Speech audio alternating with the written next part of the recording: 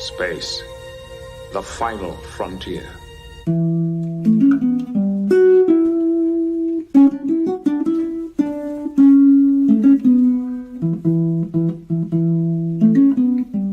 Blue skies smiling at me, nothing but blue skies do I see. Never saw the sun shining so bright, never saw things going so right. Let's see what's out there. Engage.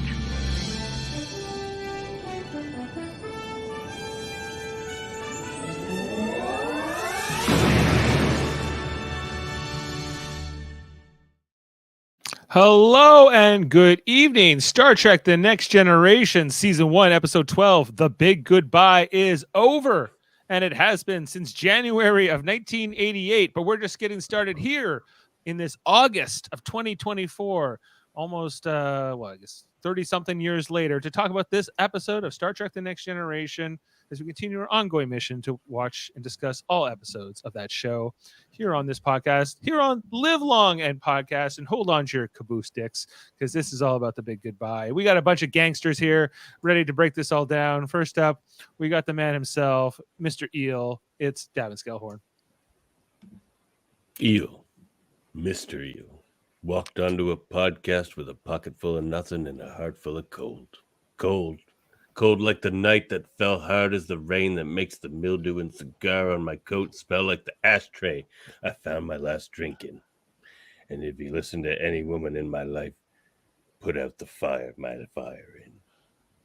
Pleasure to be here. Well said, Mr. Eel. Well said. Coming up next, it's the band with I don't know how to top that or how to transition from that interest, but it's Jeff Mader. Hey, looking good, kid. How you doing? Ready to, recap another episode of TNG from the 1930s, 40s. Close enough. And coming in last here, we have another East Coaster. She's got it all dolled up. It's Heather Narduzzi. Watch it, caboose, dicks. I lost a bet. That's why I'm wearing the bellboy outfit. Well, obviously this is the 12th episode of the series, and we're gonna break this all down. This is maybe the very first holodeck specific episode, at least a holodeck hijinks episode where the holodeck malfunctions and people are trapped inside and there's some danger. And of course Dixon Hill, very integral to the Star Trek lore, the Captain Picard lore. And this episode, I forgot, or maybe I never knew, has Lawrence Tierney in it as this Red Block gangster. Lawrence Tierney from many different things. You're but Mr. Pink. Yeah. No, you're some other guy on some of the jobs, Mr. Purple. You're Mr. Pink. He was, of course, Joe in Reservoir Dogs. And he was also in an episode of Seinfeld where he played Elaine's father. Yep. But he apparently got kicked off that set because he stole a knife or something, and they never had him back. I don't know. We can get all into the legends of Lawrence Tierney himself, but I was like, oh, he's in this episode. Interesting. And I had completely forgotten about what the big goodbye was even in reference to.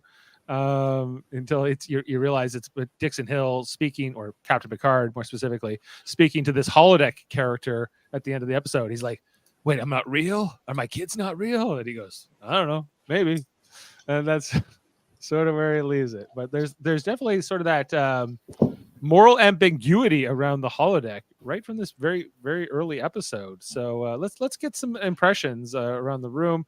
Mr. Eel, do you like this episode? It was passable.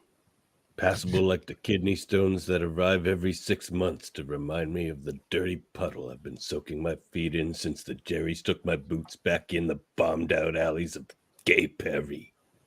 Does that answer your question? Sure. The war is just getting started for the U.S. at this point, but hey, like it could be the case. Well, Jeff, how was this one for you? I don't know if when was the last time you watched The Big Goodbye. Okay, I'll be honest. I never watched the first 2 seasons of TNG, so all these episodes are new to me for the most part. Like I saw an episode here and there, so they're all new to me, and I kind of like always looked at them as like the not great TNG episode. Okay, so there's a couple things I noticed about this episode. One, I feel like Picard has no idea why he's a fan of Dixon or Dix, or he doesn't seem to know anything about it. Right. Which I found very strange because he's supposed to, but they're also doing all these gags of like the 24th century doesn't, know candy and all these different things. Doesn't understand these nuances. Right. And the other thing was I noticed how little music there is in this episode. Like especially like at the end, like right at the end when they're like ending the episode, I'm like, why is there no music? It's very quiet. Right. So those are the two things that I really stood out to me. But Yeah. Okay. And Heather, how is this one for you? Or what's your mileage on The Big Goodbye? I love a holodeck episode. I love period costumes. Crusher looks unbelievable, but we'll get to that later. As far as holodeck episodes go, it's a bit slow. It's the first introduction of the holodeck. It's the first season. And Picard seems just flabbergasted by the holodeck. Is the holodeck brand new technology at the time they made this? Like, do they only have them on Galaxy class starships? Because everybody is like amazed in childlike wonder at the holodeck, Yes, I think that is the intent here in this, especially in this first season, where they're like, no, the holodeck is kind of a brand new technology, and more specifically, all the Galaxy class ships have it, and other ships don't. However, as the later seasons went on and other Star Trek shows came along, like Voyager, Deep Space Nine, that sort of felt like it got retconned to a certain degree. That maybe holodecks were kind of around, because Harry Kim talks about playing in the holodeck as a kid, and he would not be a kid at this time. He'd be like a teenager. So I don't know, maybe they're not as sophisticated, wherever like maybe civilians can access them. Maybe these are just more sophisticated holodecks or something. More. You're telling me that what Harry Kim was in as a brilliant of a holodeck, student as Wesley Crusher? Apparently not. Wesley Crusher did study some of the manuals, so. And then therefore he's second in command to Geordi. That is correct. Yeah. Geordi was subservient to him in this episode. Where Geordi's got his degree in engineering. You think he would be able to be a little bit more hands-on here. I know he's not the chief engineer yet, but it's not like he doesn't know what to do this. But I don't know. They got to give Wesley something to do.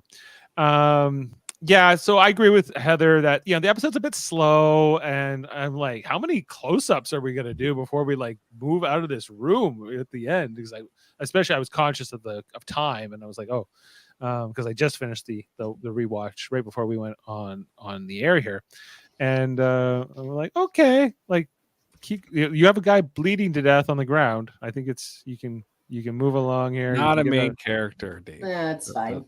Does not matter. Does not matter. Okay, and then the other stuff I had forgotten about in this episode was like the Dr. Crusher Picard flirting, and them being more whatever you want to call it, I guess. Like I was like they were more annoyed that Data and that historian guy were even there. They wanted to get it on. Oh, they totally did. And then Data and the historian were like, "Guess what? We're coming too." Yeah, and they're like, "Yikes, cock block." Dr. Crusher, not impressed there. Like the episode's got some charm to it for sure. The one thing that kind of bugged me, just being Canadian, was the scene at the beginning with Picard and Troy, where they're learning how to pronounce the words of the whatever they're called, these insect aliens. The Harada. And they kept calling it letter Z instead of Z. I'm like, come on. Marina Sirtis and Patrick Stewart would say Z. Like, let's get real here. But that's not how it's scripted. Data's a little bit annoying in this episode. I don't know if his bits necessarily work as well for me. He looks great though in He that looks great, yeah. pinstripe. Fantastic. Oh yeah, he looks fine. Yeah, he's from South America. Really. That's right. Yeah. Yeah, that's how they look down there. I think Yeah, Argentina, if anywhere. I could buy Argentina. Maybe near the mountains. He's an Iceman. He's an Iceman. That's true. Just like Jaden. Okay, well, here, let's run through the screenshots and plot wise. There's not a ton to break down here. As we're heading up there, I mean, with these guys, anyone remember the name of those aliens? Harada. Harada with a J. Harada, yeah, and he's trying to learn how to learn this complex language, which is, if he doesn't nail the greeting in their language exactly right, it's going to offend them. And apparently, the last captain to try offended them like for 20 years. And Picard is trying to get it down. Apparently, this is Troy's area of expertise in coaching. I'd like to point out that Troy's eyeshadow again matches the V sash of her belt. Last time it was coral belt and eyeshadow, and now it's sage green. Lovely. I'm glad you're here for these observations because I didn't put that together. But What is up with the hair? Oh yeah, that's her first season hair. They got her smushed into a real tight bun and slapped some gems on top of it. And then when they want her to look extra fancy, they pin a ponytail out the back of it like they did in Haven last week. That's true. Yeah. A lot going on with the hair here, but yeah, like you can tell that Picard is stressed. He's a little out of it, and then she's like, "You have time. You can take you can go use the holodeck." He's like, "Dixon Hill." Yes, go do some Dixon Hill. Not worried so much about these pronunciations. So it goes down to the holodeck, turns it on, and we see, like this is kind of an amazing thing to imagine, and like I know we have video games and stuff that create some pretty cool artificial realities, but this is, sort of off the chart. And I still think that like depicting the holodeck in this way, I guess we take it for granted after 40 something years of Star Trek and other versions of this now, but I think it's still pretty cool, like to see the wonder. Although, yeah, clearly, this is brand new for Picard. We run into his secretary Ruby, who will later reprise this role in Star Trek First Contact, the film, some like 10 years after this. But yeah, she's making fun of Picard because they can tell that he's not wearing the suit. He's not, he's wearing the Starfleet uniform. And sometimes holodeck characters do detect this kind of stuff, and sometimes they don't. That part's also inconsistent throughout all kinds of different Star Treks. But she's going off for a date, and he's getting, really settled into this setting where he meets his first client. She was a dame, and she was up to no good. She was up for trouble. She'll end up being murdered, although she's a fictional character. But someone wants to kill me. I need you I need to hire you, Mr. Hill, so you can help me and figure out who it is. $20 a day plus expenses is his fee. Ooh. Watch out! Not that cheap. Opening made me laugh. Laugh like the time I strangled the worthless life out of that guy who cut me off in traffic on my way to the funeral of the last guy who cut me off in traffic. Maybe he cut me off, maybe he didn't. The important thing was the laughs. Wouldn't you agree? We'll call you Davan Noir tonight. Let's go to Gene Roddenberry would be proud. Gene Roddenberry proud. Of course, the big goodbye, the title card. I love this shot of the Enterprise that we get for the beginning of the episode. I think this is a reuse of the shot from the pilot, but they changed the background. Maybe they would never reuse a shot. No, they would never use a shot. Not in this show. Oh, clearly I was going to take a few shots here. I didn't have a chance to edit these screenshots, so some of them aren't great. Please forgive me. Yeah. Oh, this is where she was giving him. Oh yeah, and the lipstick where she gives him this big smooch, right? The holodeck character Picard, after taking one of his cards. That will be the evidence. Also, this episode written by Tracy Torme. Like once again, the son of Mel Torme, and maybe speaking to the fact that there's no music in this episode. I know Mel Torme would not be period accurate for this time, but you think maybe they could have brought one of his songs in here with his son being a writer. How do you do a period episode and not like throw some music in there? It makes no sense. They couldn't afford it. It was a tough time coming off the Depression. The 40s. Yeah, the war was on. Yeah, so Picard's selling to his Dixon Hill character, looking out the window, seeing automobiles, everybody. Automobiles. And he's just flabbergasted by the automobiles. Yeah, like That's like us being flabbergasted by horses. or swords or like catapults or things that crossbows, things we don't use anymore, but obviously still are a thing. Wagons, I don't know, like there's various things. Anyway, we see like him being able to leave the program. This is cool though, like seeing the holodeck doors open and the Enterprise hall there right outside of Dixon Hill's office. And they do another really cool shot of that later where you can see all the way down the Enterprise hall, which I thought was really neat because I feel like they don't do that in subsequent episodes. It was probably expensive. Yeah, for sure. I feel like they we're going to set it up for this episode, and the holodeck exit is always in the exact same place, basically. Yeah. Right. So, then Heather, you're a real hep-looking broad. You like Tommy Dorsey? You know it. Then this guy shows up. He'll come back later. He's whatever his name was. He's the guy who shoots the historian. Anyway, so Picard saves the settings here. We see that the lipstick is still on his face. Now, it's obviously somebody took a lipstick and drew it on his face. Right. I call it the Glasgow smile. Yeah, but wouldn't it disappear after he comes out of the holodeck? More inconsistent. Well, that was my question too. But just like in the pilot, we saw Wesley Crusher fall into the water and he comes out wet. He doesn't suddenly become dry when he leaves the holodeck either. Right. So I don't know. Like, and we even see like the weirdest part of this episode is when the Redstone or the Lawrence Tierney hologram at the end, who walks out into the hallway, and then he takes like a few minutes for him to dissolve. Yeah, they're the Wicked Witch of the West and the Wizard of Oz. They're melting. Woo! Yeah. But that was bizarre, and something they obviously don't keep going with in future the holodeck episodes. They show that you can't even put your arm outside of a holodeck grid, right? If you're a hologram. But I don't know, they hadn't quite worked out the kinks here.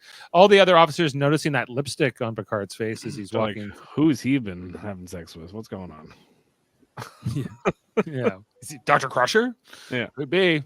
Well, that the gossip on the Enterprise is Crusher. I barely know her. Hot goss. I'm gonna replace her next season. You wait. But then we'll bring her back. Don't worry. It's all gonna come through here. So this meeting definitely could have been an email. Picard seriously just tells them about the holodeck and then is like, okay, great meeting, everybody. See ya.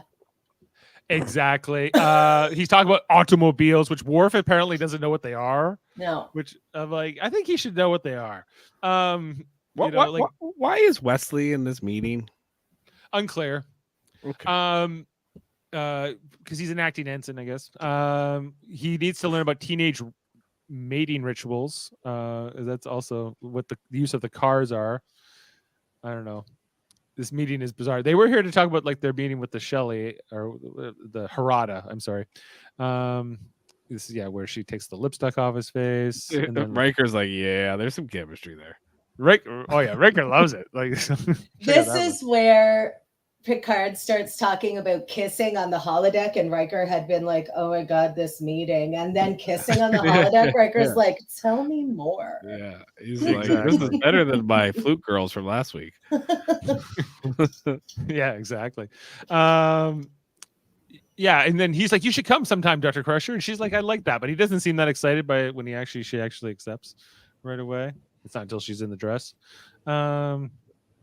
Oh yeah, and then the meeting turns into talking about the Harada, and then Data's like, if you screw this up, it's gonna be really bad. So don't and then Troy and the rest of them like, don't tell him that. He's like, why wouldn't you want me to tell him? What's up? Then this is where Geordi's telling Data that, like, hey, I don't think you needed to tell him all that. He's like, why wouldn't you want me to tell him all the important information? Yeah, it's Geordi's first Data. That is not funny. Yeah. Anyway, so then I don't know, something spurs in Data that he wants to go learn about Dixon Hill. I'm not sure what what exactly motivated him, other than hearing about Picard talk about it in the meeting. But we see here that Dixon Hill, written by Tracy Torme, yeah. in the canon as well. So I don't know. I wonder if this Tracy Torme is also the son of Mel Torme in the Star Trek universe. Bet your ass. You bet your ass he is. So yeah, there was a lot of like twins, Tracy and Tracy. Tracy. Yeah, Dixon Hill in the Long Dark Tunnel. That's one title. It's a mystery. It's a mystery. Yeah, like some of these newspaper articles that come up. Yeah, is he reading it on like microfiche? Like the headline here is handcuffs. Like, what's that? Greenhorns is the other one. Yeah, greenhorns. I took a few different shots. Yeah, but I guess that's all I got. But then we see Picard is now dressed for the part. He's heading onto the holodeck. He's got the fedora. He's got the trench coat. He's got the suit. This historian guy, who apparently his whole job is to be a 20th century historian expert. And I'm always like, his job is to get shot. but we've seen here that the Enterprise D, and like we saw it in the original series, that like the Enterprise has a series of historians on board at all times, just in case they're going to run into a 20th century thing or 21st century thing. Dave, considering how the original series went, where they're running into the Nazis and they're running into Al Capone's gangsters, seems like a smart idea. Right. What color uniform do you think this guy wears? Blue or yellow? Red. You think he's red? Clearly. Pew, pew. He gets shot. That's it. That's all. True. Yeah. Well, I guess I wouldn't mind being a historian on a starship. Like you only get called up to do something maybe once a season, Well, that's it. Nobody has to work for money. We're in a post-scarcity environment. So if you want to be a 20th century historian, have at her, bud. Carry on. Yeah. That's a right. dream job. I did have one as well. I used to get shot for a living too. Bickety boom. Everyone's fancy and wears suits except for Davan, of course. Was he in the Neutral Zone episode coming up? He could have. Was he? I don't know if he was in the Neutral Zone. If we ever see this character again, we'll see that. I'll have to look that up when we get into the fun facts. Data shows up, of course, in his suit. Picard not expecting him, but yeah, he looks good in this getup. I need to get a hat like that. And then they head out into San Francisco, where I guess Dixon Hill is the guy. This is the shot I'm talking about. Can you go back one? That's really neat, where you can see right down the hall. Of the Enterprise. That's cool. And all the people walking around and whatever. Mm-hmm. Yeah, that looked cool. 86? 87. Or 87? Well, it aired in 88, but they would have probably filmed the show started in 87. Okay. Pretty good. Like, I mean, it looks really good for considering what else was coming out at that time. Dick Miller. My favorite Dick. This guy? Was in everything. Yeah, he was in everything. He was a Terminator. He was in a lot of things. Isn't he like in the Gremlins? He's in Gremlins for sure, but isn't he also in the Bell Riots episode, the past tense? Yep. He's in that episode too. Yeah, I don't know. He's good in this. Yeah, he really feels like he belongs in this era. In the 1940s, they start talking about baseball, like and beating up the streak of the London Kings. Got no pitches. They never got no pitches. Cleveland's got no pitchers. Yeah, what are you talking about? You crazy? Yeah, you mentioned the London Kings. Yeah, is that a real team? That's not a team, is it? I don't know sports. It might be in 2 years though. Well, you never know. Yes, no, the London, but that apparently was Buck Bokai's team, who was Cisco's favorite baseball player from the 21st century. So the idea that they were kind of presenting is that baseball would have expanded, I guess, to Europe and maybe some other places before eventually becoming so unpopular that no one plays it anymore. What's crazy is the NFL probably will expand in the next 2 or 3 years to London, but baseball, I don't see it. I don't see that happening. To even see baseball go to like Mexico City would be something, Maybe it's London, Ontario. Maybe it's London, Ontario. That's where the London Kings play. They never say for sure. No. So during this whole scene at the newsstand, this is where we get the whole South America bit and whatever. He has, of course, no money to pay for the newspaper, so he has to get a loan here. And then we find out that the client, the one who hired him in the beginning, has been killed. Do we get an exact year, like exactly 41, but the exact date? It says Hitler on the move, but it doesn't. Is this after? Is before Pearl Harbor? It's probably before Pearl Harbor because it's but Pearl Harbor's December. But it seems like it's cold, like cold enough to wear a trench coat. Yeah. So in San Francisco. Yeah. Which Mark Twain said the coldest winter he ever spent was a summer in San Francisco, so it could be July. The date doesn't matter. They have microclimates. Life is a long dark tunnel. Every day looks the same. Right, exactly. It's Dixon Hill in the long dark tunnel. Anyway, and so this guy shows up, this holodeck graphic cop to go after Dixon Hill. I know this guy from somewhere. I can't figure it out where I know this actor from. Oh yeah, I do know this guy. He really reminds me of like the guy Barry Jenner, but I don't think he is Barry Jenner, but the guy who played Admiral Ross on Deep Space Nine. Totally. Yeah, he looks like the $6 million man. He's from, you know what? I know. I think he's in. I think he was in JFK. He's in a certain scene in JFK where he's telling what's the guy who played Yondu? Oh, Michael Rooker. Michael Rooker. He's telling him like, "You better keep your mouth shut." Like I'm pretty sure it's that guy. Oh, Gates McFadden is also in that movie, isn't she? Gates McFadden? Is she? Isn't she JFK? Isn't she in JFK? Or I'm thinking of Hunt for Red October. Yeah. Anyway, so this whole thing here where Dixon Hill, they get arrested. We're gonna take you downtown. They're all excited. They're like, "Oh, good, we get to go downtown," because the murder victim had his business card. And I guess this is their hot lead. Yeah, sure proof of arrest in 1941. Yeah, she had a card. You clearly did it. You clearly did it. Back on the bridge, Riker is finding out that they're being scanned by the Harada, who of course they caused the original holodeck malfunction here with their crazy alien scanners, and they make it made the doors open and close uncontrollably. Yeah, like that's how you know it's really broken. Yeah, it's bad. But nobody else notices on the ship. So they get on the call here with the Riker, and the Harada were like, "We're talking in your language because you suck." But is the captain ready to talk to us? He's like, "Well, I'm the first officer. You're a subordinate. We don't want to talk to you. We'll only talk to the captain." So that's not going so well here. So Riker sends Geordi to go get Picard in the holodeck, and then. I think this is when Dr. Crusher shows up.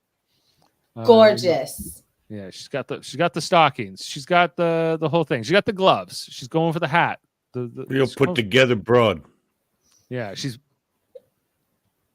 got it all coming. The doors are kind of opening and closing on her, so she kind of gets in right before I guess the doors would not open at all. Watch your caboose. Watch out for them doors, toots. Watch out for them doors. She heads in here, runs into Data and this historian guy whose name still escapes me. He's like, "Oh yeah, the captain's being interrogated. They got him under the lights. Oh, when do we all get to be interrogated? Why does he get all the fun?" Wasn't his name Waylon? Waylon, maybe. Yeah, that sounds right. Yeah, Waylon, played by David Silberg. So they're all waiting for Picard to come out of the interrogation. And so we see this whole scene where Crusher's sitting next to this holographic woman. I guess, Heather, what would you say she was doing here? Like checking out her makeup or look? Or... I love this scene. She's looking over at this super sexy gal next to her and she's like, "Hey, I should show a little more leg too. I'm going to get into it." And just like pulls up her skirt and then is like, "That's right, girl." I feel like she kind of closed up her shirt a little bit here. No, she pulled up her skirt, and then after the gal got up, she kind of went like, "Oh, okay." Yeah, it was interesting, like some interesting physical acting there. Yeah, it was really cool. I really liked that scene. Yeah, we see Picard here getting the interrogation from Buddy, and he's like, "You tell me where it is," And there's even I think the part where he even cracks. This is so good. Geordi says, "I can't open the holodeck. We got a problem here." And then Wesley wants to go try to help. And at first, Riker blows him off, the boy. But then Deanna's like, "But his mom's stuck on the holodeck, so you should bring him along." He goes, "Okay, yeah, you're right. Come on, Wes. We're going for a ride." Back to the interrogation. This is where I think Picard's like, "Yeah, this is the best." Again, Crusher checking out this woman with the makeup. her little mirror thing, and she's Yes, because she's got all the same things in her purse, but she doesn't know what to do with them because it's outdated, like little pat makeup. So I think that's what she's doing. She's observing the other woman and going, "Me too." 1941. That's right. 1941. Back in 39, I never thought I'd see 41, and I spent 1940 in a meat locker. If it weren't for the meat, I never would have made it out. Well, it's done I wonders for your still can't eat a disposition. rare steak. But only one of us is actually 41 here. Me. Anyways, yeah, she's checking out, learning the thing. Yeah, this guy offers Crusher, the cop offers Crusher some gum and 2 tickets to the dance here. And they don't know any of the expressions, any of the slang. He says, "You're a real hot-looking broad," and she goes, "Is that good?" He's like, "It can be. It ain't bad. It ain't bad. It ain't bad." Sure ain't bad." She swallows that gum. Yeah, she swallows. Yeah, it. that She's was cute. Yeah. Doesn't know what to do. And then Wesley has to start going through the holodeck program here again. Yeah, Jordy's like, "Carry on, Wes, carry on." Why does Wesley have an eyepiece? Like, what is he looking at in the eyepiece? I don't think we ever see that apparatus again. No, because it's nonsense. Yeah, like Adam says, "This started my lifelong crush on Crusher." I hear you, bud. Yeah, you should hear his story when he met Gates McFadden in real life. It's really funny. Oh, we'll have to have him tell it. Yeah, it's probably better his wife tells it. Anyway. Yeah, so he's looking. So we got Wesley and Jordy trying to get the holodeck opened again. Yeah, this is where the cop, this cop friend of Dixon Hill, this holodeck character, gets off that the bad cop, and he starts playing good cop. I guess Dixon Hill was a former policeman who went private eye as a character. Gives Picard this smoke. This is wild. Smoking on Star Trek, like people don't smoke on TV anymore. That was crazy. Yeah, it's definitely like something to watch here. Yeah. Him react to it and everything else. But of course, yeah, there have been tons of smoking in this era. Yeah, pretty much everybody. And then he comes out. I love how what was his name? The historian again? Clancy or something? Wayland. Wayland Smithers. He's just looking at the light. He's like, "Oh wow, look at this light." Just dazzled by it. Dazzled by the light.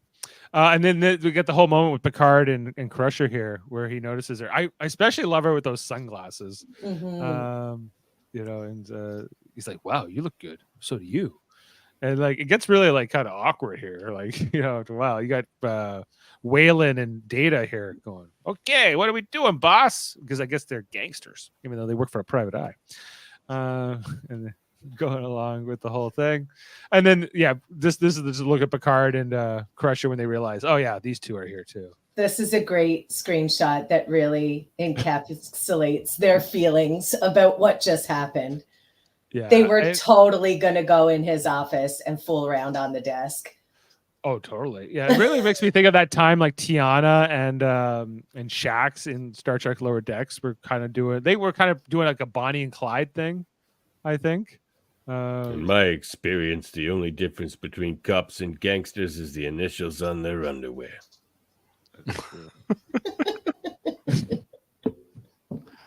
Where's it? The eye roll here. Love it. There it is. Love it. Yeah, she's like, fine. They come back to Dixon Hill's office, and they're still having more fun with it. And then this guy's here. Whatever, he works for the bad guy. And he's like, "You will not disrespect me again, Mr. Hill." He's got what accent is that supposed to be? I think he's supposed to be Italian. I think maybe Italian, but I think generic, not from America, is what they're going for mostly. Mr. Hill. Mr. Hill. I very much want to kill her. Yeah. Oh, I had to pull up some of the Lower Decks quotes from Shax and Tiana. Computer program. What the hell? I was about to blast them. What are we doing? The usual. We off these feds, and once our blood's pumping, we'll do the nasty on the counter and make the hostages watch.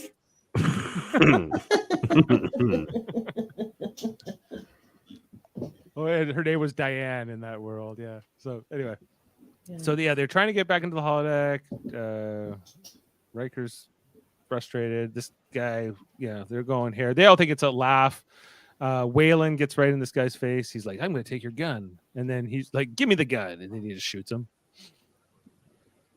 as he goes down. They're like, "Oh, that's fun," but then they realize it's not. It's real blood, everybody. Well, this is the best. Bev was clapping at it when it first happened, right? Like this furthers my question about this is definitely the first time any of them's been in a holodeck, right? Bev is like, someone got shot. Delightful. Right. Have fun. Yeah. Oh no, this is real blood. It's like, oh, I'm a doctor now. Yeah. Right. But so they realize there's the danger here. But what does Picard do? He just gets up and punches him and steals the gun. And sends him on his way. Yeah. You only have Data, a super fast strong robot that can really do anything. Strong and bulletproof for that matter. Yeah. But anyway, they can't get out. The exit doesn't work. They're stuck in the holodeck for the first time ever. Wesley and Geordi's still working on it. They can't figure it out. I need some light. And then this whole part where Data tries to bring the lamp over, but he unplugs the lamp and as if he wouldn't understand. Like he read all those books really fast. I think like there would have been a chapter about plugging a lamp in. He is a robot. The fact that he knows how electrical currents work. He understands this. Right. He has the sum of all human knowledge and all galactic knowledge in his positronic brain. But what could this be? A lamp? Not a great gag, quite frankly. Okay, and then he's here. Lawrence Tierney himself. Gosh, cigarettes, dames, you're speaking my language. That's going to be on my tombstone. Yeah. So you like to tell jokes, do you? My favorite breakfast. I feel like I might have this guy like on my board for some reason. I don't know why I would, but they gave him the bowler cap. They gave him a bowler cap. Do you like the bowler cap, Jeff? Yeah, I think it was the right choice because he has such a fat face. So it worked. Right. Tight fit. Yeah, so he shows up and he's a gangster and that guy that before they take them hostage. Oh yeah, and then who slapped my Italian friend here? I'm going to show you. They get Picard back. Give him a bloody lip. Take that. All through here. Why can I never find shit when I want? J.K. Lawrence. I thought I for sure had a Lawrence Tierney quote on here somewhere. Anyway, he's just. But anyway, so they going along here. This guy shows up, the friend of Dixon Hill from before, with a bottle of liquor in a brown bag. Some scotch. This is what you show up for with your friend. Hey, I saw the light was on. Some scotch. Let's get into it. Shaking dicks. Shaking dicks. They use a little rich. Yeah. Anyway, they have them here. There's a lot. Like they even threatened they're gonna kill Crusher at one point. I'm like, they should have just said, "Why don't you kill Data? You should totally kill Data if you're gonna kill somebody." Yeah, kill the South American. Kill the South American. But I don't know, like they want the item or whatever is this thing here. This guy gets punched again. He gets punched a lot. This hologram, and we see the guy dying on the ground. Riker's trying to stall with the Harada. And there's the one part. Why am I sitting in this chair? I hate this spot. But there's this whole part where like the audio starts going like screechy from like the Harada, like their insect language or something, and then like Worf doesn't even care. He's just he doesn't react to it at all. Sounds like my ex-wife. Exactly. Worf? Maybe mine too. Worf. Yeah, Worf's just like our ex-wives. Anyway, we see. Yeah, apparently Wesley's leading a whole team of engineers. Every engineer on the Enterprise works for Wesley now. Well, he's the only one who can operate the Viewmaster, apparently. That's true. I'm back on the holodeck. I don't know. Like, oh yeah, there's a whole part where they're trying to like get this thing to reset, and then it goes to ice mode here for a second. Oh, wait, can you go back for him? Okay, there was a blanket on him. I'm like, how did the blanket get on him? They kept the blanket, but everything else goes away. And then they come back to the room. But yeah, there's kind of like the whole holodeck glitch here. We see the door open here, and what's the door like? But why isn't like Wesley and? Oh. Sorry. Seems like you're happy. Oh, He's been hit. she's been hit. Oh, call sick bay. Sandwich knocked over my webcam. Okay, I'm back. What is it? Okay. Holodeck malfunction. I'm back. I'm ready. All right. No worries. Okay. But yeah, this is like outside this holodeck door. I was just saying, like Jordy and Wesley aren't there, and anybody else. It's like an empty room out here. So I guess they're at the other door. Does every holodeck have two doors? What, Davan? Only the nice ones. Only the nice ones. Only the ones with the broads and the dames. Okay, so this is where they convince. I don't know. They almost have to trick Lawrence Tierney into going into the hallway here, along with Buddy here, and then they're like, "We're here. We're over a whole world. We can steal everything out here." Oh wait, Wizard of Oz mode. What's happening? I'm melting. I'm melting. Yeah. So you like to carry on and tell jokes, do you? Fun fact, the speed of light slows down infinitely in front of a holodeck door. Well, there you go. So then I guess they had to get the drop on the bad guys here, and then they again now like they can get out, but it's a little slow. Data wants to punch this guy out, which He has permission to do so. Yes, permission to do so. And then Data carries out Waylon. And Okay, I have a big problem with that part of the scene, and that's part of the episode. The first priority should be getting Waylon to sick bay as fast as possible. Right. He could die any second. Correct. And why are you spending time to punch a guy out? It makes no sense. It's actually kind of infuriating, the fact that this occurs. Well, I agree. And then on top of that, he's supposed to get back to the bridge, to deliver this important diplomatic message to the Harada. But no, I need to talk with this guy first, to have this big goodbye. So I'm not real. Because everyone in the room found out they were holograms, I guess. And this was like the big reveal here. Are my kids and family not at home?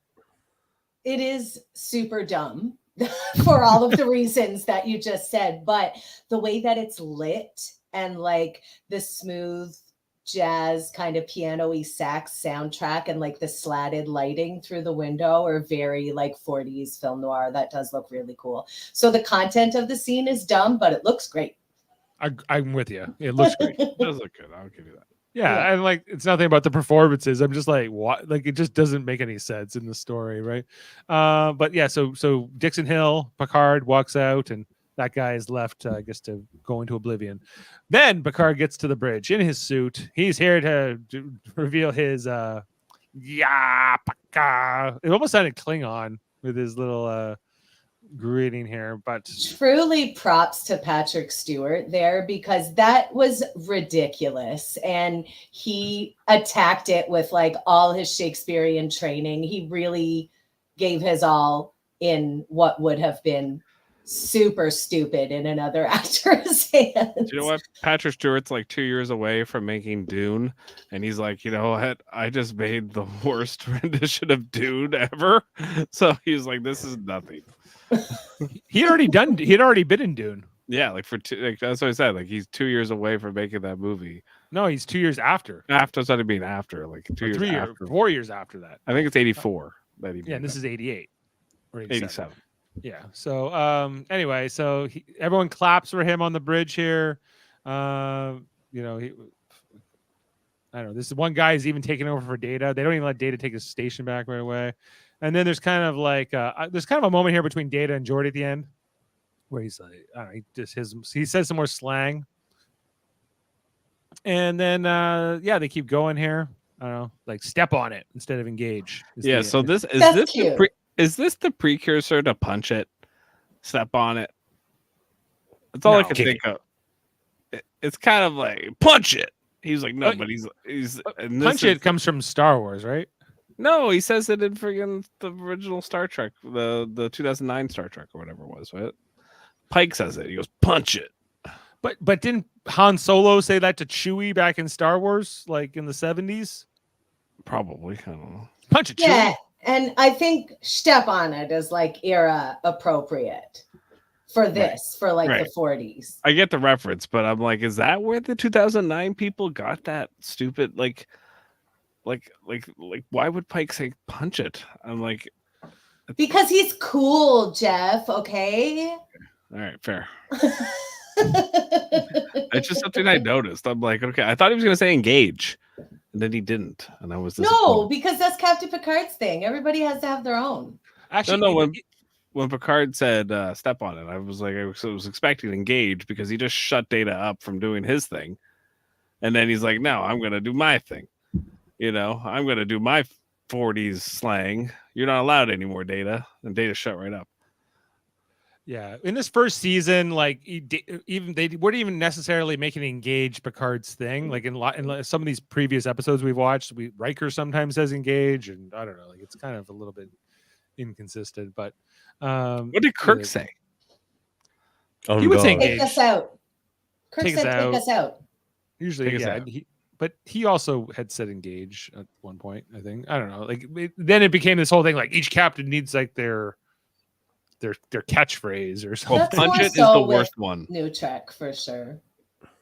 Why didn't Picard record the greeting when he was on screen? That's a good question. There, they would have made it easier. They would be able to tell. Say he was Picard. I guess he didn't do the thing, the practice. Oh, they could have had Data do it. Data does a perfect Picard. Data was in the holodeck. Yeah, they could have Yeah, got. but if But they were going to record something before, they would have written something in the script that they'll be able to tell if you try to cheat. So don't Yeah. you cheat. But we don't really know what the benefit of it was necessarily. Okay, well, since Adam wasn't with us, he was supposed to be on the panel tonight. Jeff filling in for him, but his flight got canceled apparently. A flight to Timmins of all places. Anyway, let's get into details discovered by Dave, and I'll tell you what this. So, basic premise of this episode was conceived by Gene Roddenberry, who suggested doing a detective story on the holodeck. It was the writer Tracy Torme, however, who added the numerous film noir references in the script, being a fan of the genre. The events of Dixon Hill program, as depicted on the holodeck, were a homage to the 1941 film The Maltese Falcon. The Cyrus Red Block character was based on the character of Casper Gutman, played by Sidney Greenstreet, and Felix Leach was based on Peter Lorre's Joel Cairo. Director Joseph L. Scanlon noted that Picard's office was a homage to the Humphrey Bogart office in the film, with a similar window and Venetian blinds being used. The character of Dixon Hill was originally named Dixon Steele as a homage to Torme's favorite Bogart movie, In a Lonely Place, but it had to be changed because it was too similar to the name of a protagonist in the successful series Remington Steele. You guys like Dixon Hill better than Dixon Steele? yes. All right, it looks like sounds like it worked out. Jeff doesn't care. I don't care. His name's Dix. That's all you need. It doesn't matter what his last name is. The title of this episode would seem to be a composite of the Raymond Chandler books, The Big Sleep and The Long Goodbye, featuring iconic detective Philip Marlowe. Mm. In a 2000 online review, Will Wheaton gave this episode an A. He remarked, "We'd done 12 episodes before this, which is half a season, and this was our favorite one to shoot at the time. There isn't an actor Really? in the world, apparently. He says, there isn't an actor in the whole world, Jeff, who doesn't love playing a period piece. And I think our real joy in filming The Big Goodbye cascaded in our performances." What a bunch of As- lies. Like It goes, like, it I goes mean, on. Just naivety. He's so young, I guess, probably when he said As that. actors, we're clearly enjoying ourselves. So our characters feel relaxed and unself-conscious, except for me, of course. I was supposed to be nervous and self-conscious in this one. But it's a subtle change from some of the earlier episodes. But this is one of the very first times where the audience could really feel the actors and therefore their characters coming together and settling in. Do Do you you guys also- feel that? I'm not so sure. Okay, Gregory Itzin, if you guys are familiar with Gregory Itzin, the actor. He was in he was in like The Walking Dead. He's in, I don't know, 24, various Firefly. other Firefly. He was apparently originally cast in this episode, apparently as the cop Ignari, but elected to do an episode of L.A. Law instead. Big He mistake. acknowledged big mistake. He acknowledged that The Big Deep Space Goodbye is now Nine. considered a classic and regretted turning down the episode. Itzin went on to appear in several other roles in Star Trek. This episode includes multiple on-screen performances who later appeared in Star Trek. These include Lawrence Tierney, who also played the Regent of Palomar in the Deep Space Nine episode Business as Usual. That's right, he did. I want to kill about 40 million, 50 million. He's that guy. Yeah, 50 million, 60 million. 50 million. But yeah, like it makes more sense for him to be in this episode because he's playing like that gangster character that he always played. Do you have the note of what Will Wheaton said in his memoir about Lawrence Tierney, about filming with him? No. Did you love him? So it was in The Happiest Days of Our Lives, which is one of Wheaton's memoirs. And he was 15, I think, at the time that they filmed this. And Lawrence Tierney was like a terrifying badass who was bad-tempered. And so there was like a lull in filming. And he says to Will Wheaton, "Hey kid, you play football?" And Will Wheaton goes, "No." And he goes, what are you, sissy? What are you, some kind of F word? And Wheaton was like, no. And then that was the whole interaction. That sounds about right. Sounds about Cool. right. Apparently on Seinfeld, they hated his guts too. And like that's saying something because on Seinfeld's the entire show is about a bunch of assholes. I mean, really, when you think about it. So for them to say You think he would fit right in? Yeah, you think I he'd heard fit right in. similar stories about this guy coming off of like when he was on Reservoir Dogs set. Like he's just kind of a peculiar guy, but had this sort of presence as an actor because he was kind of crazy in real life and he kind of like had this menacing vibe to him. Well, who knew that a menacing asshole could play a menacing asshole really well? Whoa, who would have thought? Typecast, if you will. And I did find some of those quotes from Joe. Oh, you guys like to tell jokes and giggle and kid around, huh? Giggling like a bunch of young bros in the schoolyard. He seems fun. He would have fitted right at home on the original series. It would have been like nothing. Yeah, right. Because the story about him on Seinfeld was like he stole the knife and then he was threatening to stab Jason Alexander or something. Yeah. Like there's just like all kinds of crazy stories about him. Jason Alexander, another Star Trek alum. Another Star Trek guy as well. This episode was the first Star Trek appearance of David Selberg, who later appeared in the TNG episode Frame of Mind, Caretaker from Voyager, and Enterprise's Carbon Creek. I don't know who he played. Rhonda Aldrich portrayed Dixon Hill's secretary, Madeline, for the first time here. She reprised the part in Manhunt and Clues. And this is also, never mind. This episode marks the third appearance of the Silver Constitution 2 class model in TNG, as we saw in some of those Ready Room scenes. There was a boxing poster shown in the episode featuring DeWay and Johnson, reused again in Star Trek Deep Space Nine's episode Far Beyond the Stars, which is an episode Davan likes. Tracy Torme is listed as the... Yeah, there you go. I agree. Tracy Torme is listed as the author of the Dixon Hill stories as a computer on screen. The text from this is like The Listening Man by John A. Moroso, Dangerous Ground by Francis Sill Wickwire, and a fictional detective magazine, National Detective Gazette, that came out with the 1980s computer game The Witness. These illustrations are from various Star Trek books shown on the screen. Okay. I can keep going.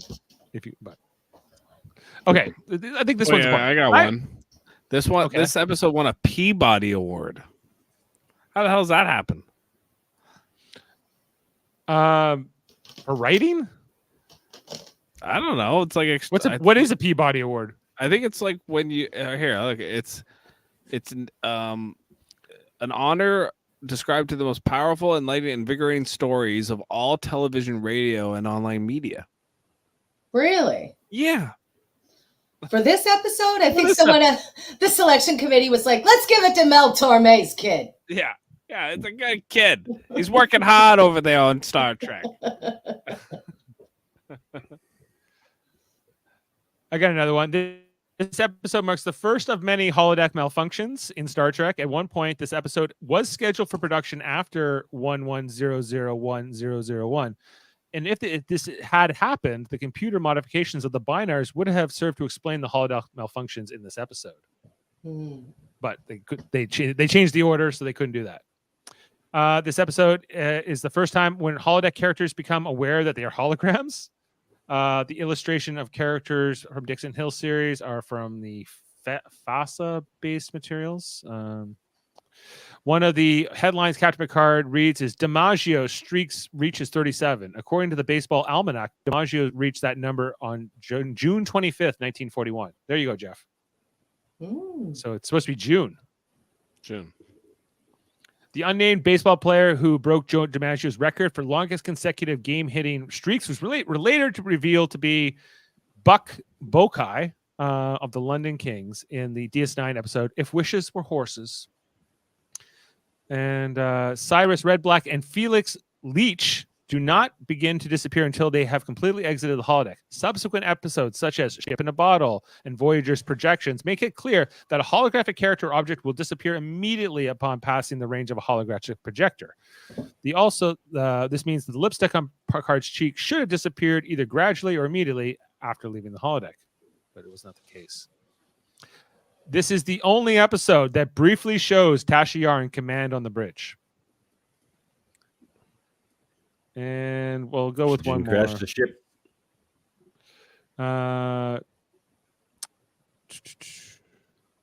One more. How about this? Okay. TV Guide, however, criticized this episode as being too derivative of the original series episode, A Piece of the Action, which concerned a planetary culture based on the 1920s gangland Chicago. Tracy Torme dismissed such criticisms as being merely based on the appearance of the three-piece suit. Okay, let me tell you something. I would rather watch A Piece of the Action 10 times before having to watch this episode again. And not that I dislike this episode, but A Piece of the Action is so much better than this episode. And it was made like 25 years earlier. Yeah, I don't disagree. Agreed. Okay. No Fizbin in this one. Yeah, I've never seen it. Oh, really? You've never seen A Piece of the Action? Oh. No. You never played Fizbin? Yeah. No. Oh, we can't play. It's on Tuesday. Yeah. It is Tuesday. Yeah. Well, that just changes the rules. Yeah. No, right. And is it nighttime? Oh, it's nighttime, so we can definitely. Oh, how lucky for you. Oh, how lucky. Oh, you know I have to play that now. Like Kirk explains Fizbin. I know I have Kirk. I can look. I have that one, I think. I can look. You have that one too? Yeah. I wish I had like a search function now because I have now that I've added like a gajillion friggin' sounds. It's hard. Keep going. I'll find it. Okay. Well, with that in mind, let's go to our ratings, guys. Okay. Well, I'm gonna hide these columns and come in. All right. Sorry about that. All right. Big Goodbye. Not my favorite episode ever. I don't hate it, but it's not. I'd say I'm gonna give it a 5.5, maybe. Like that's kind of where I'm at. Gentlemen. This card game is a kid's game. You think so, huh? Oh, yeah. I wouldn't waste my time. Who's asking you? On Beta Antares 4, they play a real game. It's a man's game, but of course, probably a little beyond you. It requires intelligence. Listen, Kirk, I can play anything you can figure out. Take the cards, big man. Show us how it's played. I'm familiar with the culture on Beta Antares 4. Fine. I don't know of any fine. games. Of course, the cards on Beta Antares 4 are different, but not too different. The name of the game is called Fizbin. Fizbin. It's Yeah, Fizbin. It's a man's game. Each player gets 6 cards, except for the dealer, the player on the dealer's right, who gets 7. On the right. Yes. The second card is turned up, except on Tuesday. On Tuesday. On Tuesday. Oh, look what you've got, 2 jacks. You got a half Fizbin already. I need another jack. No, if you got another jack, why, you'd have a shrunk. Shrunk. Yes, you'd be disqualified. So what you need now is either a king and a deuce, except at night, of course, when you need a queen and a 4. Except at night. Right. Right. Oh, look at that. You got another Jack. How lucky you are. How wonderful for you. Now, if you didn't get another Jack, if you had gotten a king, why, then you'd get another card, except when it's dark, when you'd have to give it back. If it were dark on Tuesday. We're talking What you're on at is Tuesday. a We'd have royal to give Fisman. it The odds of back. getting a royal Fisman are Spock, what are the odds in getting a royal Fisman? I've never computed them, Captain. Astronomical, believe me. Anyway, Well, that's a great scene. That's a yeah. I don't know how much y'all have watched the show Friends, but there's an excellent scene with Chandler making up a game to give Joey money, and it's called Cups. And now that I've heard this Star Trek bit about Fizbin, I think that cup scene was heavily referencing that Star Trek episode. Yeah. Well, that's a half a cup. That's a half a cup. Oh, yeah, it's so funny. Like it's the like.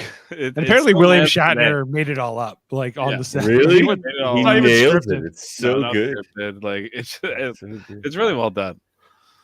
Better than this episode. Lucky for you. With that noted, Jeff, what do you want to give this one? Yeah, here's the deal. I was gonna give this episode a 4, but that Fizbin clip made me downgrade it to a 3.5.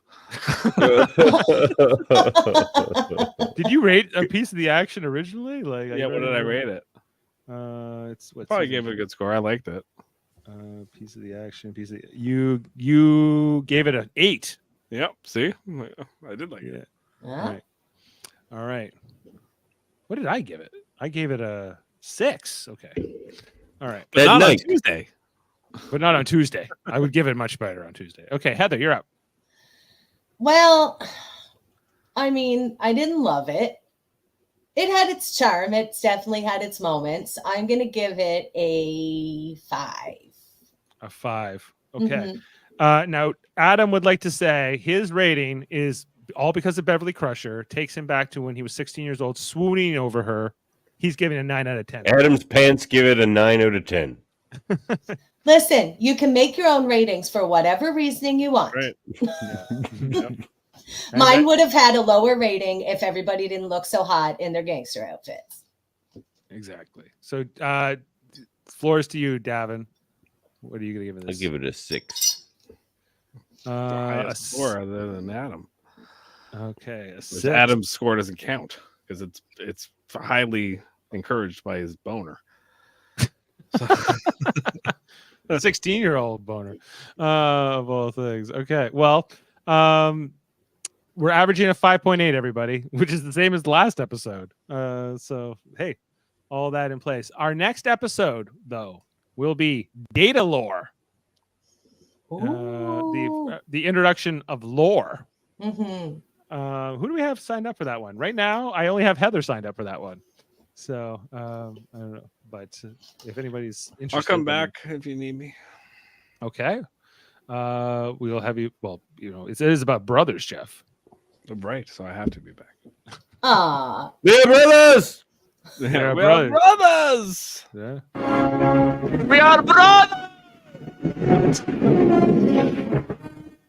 When you need that. Okay. Well, so check that out. We'll have about lore. I actually really like that episode. At least I remember liking that episode a lot. So get Ted. You want to get Dad for that one? I don't know. Is data lore Dad's kind of episode? Probably not. wait. We don't see Dr. Noonien Soong in data lore. We don't meet him yet, No. right? No. Because you're going to have both of you and Ted for when we meet Dr. Soong for the first time. Right. Maybe. Yeah, that could be with the dad and the two brothers. Is Lore the younger brother or the older brother? Lore's the older brother. Older. Right. So you're Trying the to lore, trick- Dave. I'm the data. He I was don't built understand. perfect. I'm the Too perfect perfect. one. I've got the emotions. Yeah, you're the He lore. made the people jealous. I made everyone jealous with my Too human. superiority. That's how it goes, you know. Adam's in. All right. Well, just like that, we have a panel. All right. It's hard to get on this show now. Okay. Where the random D69? Sorry. Where the frig is it? Keep talking. You know, they Keep call talking. me Mr. Eel because I'm slippery and a piece of slime, but I pair well with sake. You Saki. Well, You'd be great on that new Netflix show, Cheat, because you're so slippery. Probably. I cheated at canasta once. Never again. Never again. Yeah, it was a long night that night. The Regent? The Regent Qzar. Anyway. Dav, what you got going on X-Rated right now? A week off. That's why I'm here. Okay. Next week we'll be reviewing the New Mutants movie, and then we're done with the movies. Last week we reviewed Wolverine and Deadpool. Or Deadpool Can I say? Wolverine. Can I say I went to go see Deadpool and Wolverine, and I thought it was amazing. I loved it. I gave it a 10 out of 10. Yeah, it's a 10 out of 10 for me too. Like it's the best Marvel movie since Endgame, and it's not even close. It's pretty great. Yeah, so, Jeff, you liked it? You give it a high rating? I loved it. I loved every second of it. You're hard to impress, so that's saying a lot. It was a great movie. He has that character so down pat, and it's so all the different things he can do with Deadpool. It's like the best. They go made a gambit. He's like, they do, or you want them to?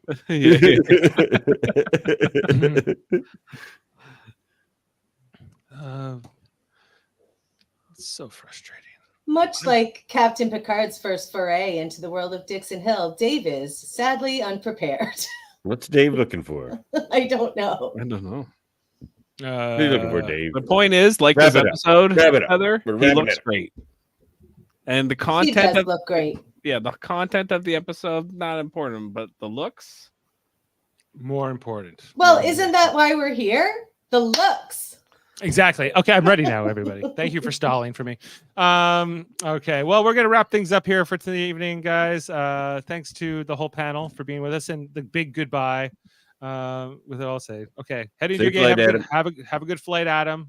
Bye, Adam. Save time in the hometown of Shania Twain, Timmins, Ontario. Ah. And with all that said, we'll leave you out here with a Lawrence Tierney quote to finish out the evening. Whose bed have your boots been under? Come on, you. Cough up a bucket, cheap bastard. I paid for your goddamn breakfast. Yeah, we'll see you next time, everybody. All right. Bye. Bye. Beam up some Star Trek content with Live Long and Podcast. Tune in to X-Rated, the X-Men animated review show. Artistic interviews with graphic histories. A roundtable movie discussion with Hey, did you see this one? And movie reviews with Hold Up, a movie podcast. And while you're at it, spin a few records with Eamon on Track. Watch us duke it out on trivial debates. And let's chat about TV with the Super Mater Brothers.